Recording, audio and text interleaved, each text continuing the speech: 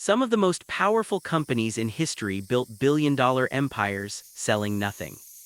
No factories, no inventory, no product you can hold in your hand. And yet they became some of the most valuable companies on Earth. Billions in revenue, trillions in market value, and a business model that, on the surface, looks like it costs zero. But here's the strange part. Most people use this system every day. They think they're the customer. They're not. They're the product. So the real question isn't how these companies make money. The real question is how a $0 business model quietly became one of the most powerful economic engines in modern history. And why it's getting stronger. Look around for a moment. Your phone lights up dozens of times a day. Notifications, videos, messages, recommendations. An algorithm decides what you see next. Your feed never ends. You didn't pay for it. Your email is free. Your social media is free. Your search engine is free. Your maps are free. Your cloud storage started free. Even the most powerful AI tools in the world launched with a free tier. Convenient, right? Except something strange started happening over the past decade. The world got more digital, more connected, more free than ever before. And yet people feel financially squeezed. Housing prices exploded. Education costs surged. Subscriptions multiplied. Attention spans collapsed. And somehow, the companies providing all these free services became some of the richest institutions in human history. Not profitable. Rich. Extremely rich. So how does a company make billions charging nothing? The answer begins with a simple shift in how value is extracted. And once you see it, you can't unsee it. Most businesses follow a basic equation. Create a product. Sell it to customers. Earn revenue. Simple. But the modern internet flipped this model completely. Instead of selling a product to users, these companies sell users to advertisers. Your attention became a commodity. Your behavior became the data. Your preferences became the product. But here's what most people miss. This system isn't just about advertising. Advertising is just the visible layer. The real asset being built underneath is something much bigger. Behavioral prediction. Every click, every pause, every scroll is a signal. And when billions of people produce billions of signals every day, something extraordinary happens. Patterns emerge. Predictable patterns. Patterns that reveal what humans want before they even know it themselves. This is where the $0 business model becomes extremely powerful. Because the cost of producing data is outsourced to the user. You generate it for free, and the company monetizes it at scale. Think about the economics of that for a second. No manufacturing, no shipping, no inventory risk. Just infrastructure, algorithms, and attention. The margins are enormous. But the real advantage isn't the margin. It's scale. And scale changes everything. History actually warned us this could happen. Back in the late 1990s, during the dot-com bubble, investors believed the internet would reshape the economy. They were right, but they misunderstood how.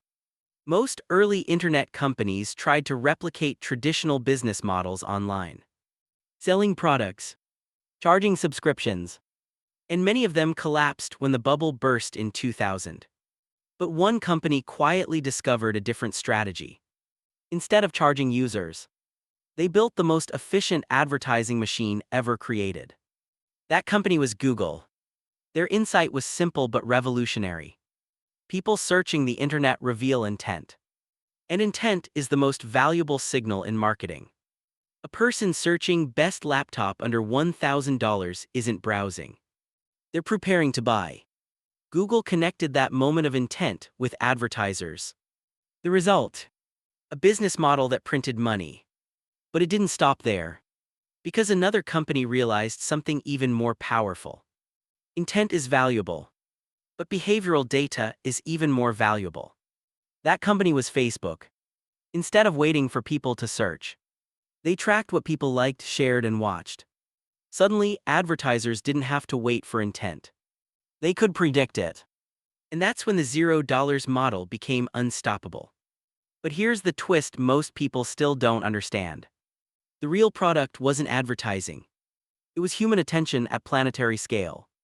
Now imagine billions of people spending hours per day inside digital ecosystems.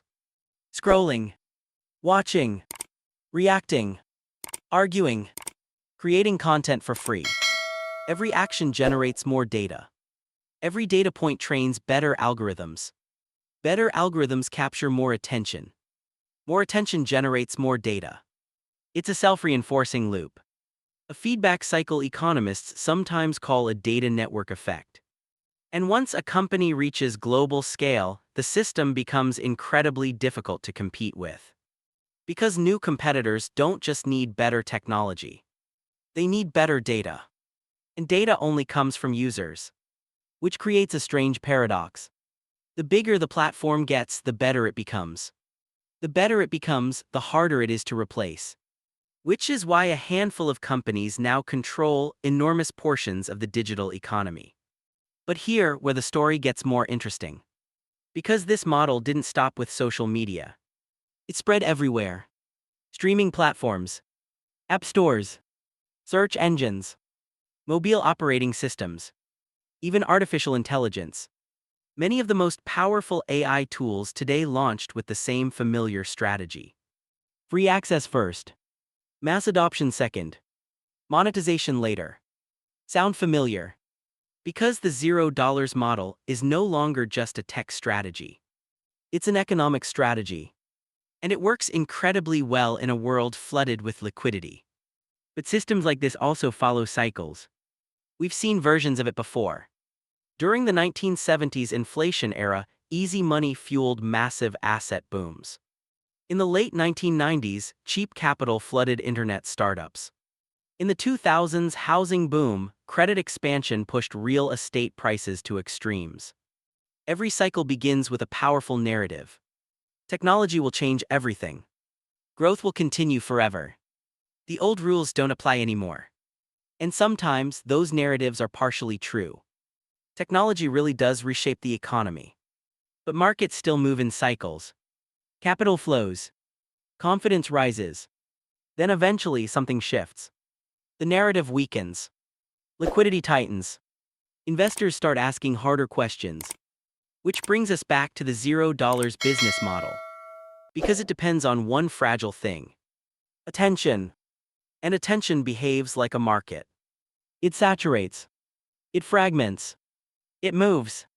The average human only has 24 hours per day. And a growing percentage of that time is already captured by digital platforms. So the next phase of this system becomes a battle for something even more scarce. Not users. Engagement. Longer watch times. More interaction. More emotional reactions. Because emotional content travels further. Which raises an uncomfortable question. Are these platforms optimizing for truth? Or for engagement? And if engagement is the metric, what kind of information spreads the fastest? This is where economics meets psychology. Humans are not purely rational. We're wired for novelty. We chase status. We fear missing out. We react to outrage faster than logic. And platforms learn these behaviors extremely quickly.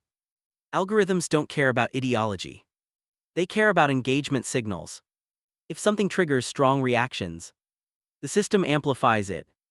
Not because someone designed it maliciously, but because the incentive structure rewards it. The system isn't broken. It's behaving exactly as designed. Which leads to a deeper question. If the most profitable companies in history are optimizing for human attention, what happens to the rest of the economy? What happens to productivity? What happens to political stability? What happens to financial decision-making when billions of people are immersed in algorithmic feedback loops? And here's the uncomfortable part. Even smart people get caught in it. Because the system is engineered to capture attention at a neurological level. Dopamine loops. Variable rewards. Endless feeds. It's the same psychological architecture used in casinos. Except now it's embedded in everyday life. So ask yourself something honestly. How many hours of your week disappear inside these platforms? How many decisions were influenced by something you saw online? And how much of that attention generated profit for someone else? None of this means the system is collapsing.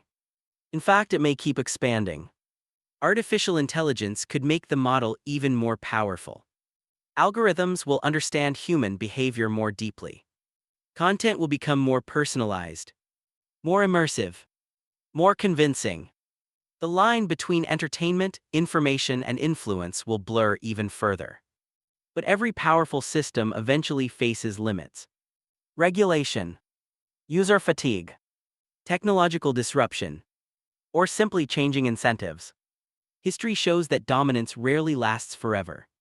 The railroad empires faded. The oil monopolies fragmented. The television networks lost control. And someday, the current giants will face their own turning points. The question is whether the $0 model works. Clearly it does. The real question is how societies adapt when the most valuable resource in the economy becomes human attention. Because once attention becomes a commodity, everything else begins to orbit around it. Markets, politics, technology, even culture itself. And the people who understand that dynamic early tend to navigate the future much better than those who don't. So the next time you open an app that costs nothing, pause for a moment. Ask yourself a simple question. If the product is free, what exactly is being sold? And who's really paying for it? If you want to understand the economic systems shaping the future before they become obvious, subscribe and join this channel. Because the most important financial shifts rarely look like finance at all. And I'm curious about your perspective. Do you think the $0 business model becomes even more powerful with AI? Or do you think people eventually push back against attention-driven platforms? The smartest discussions usually happen in the comments.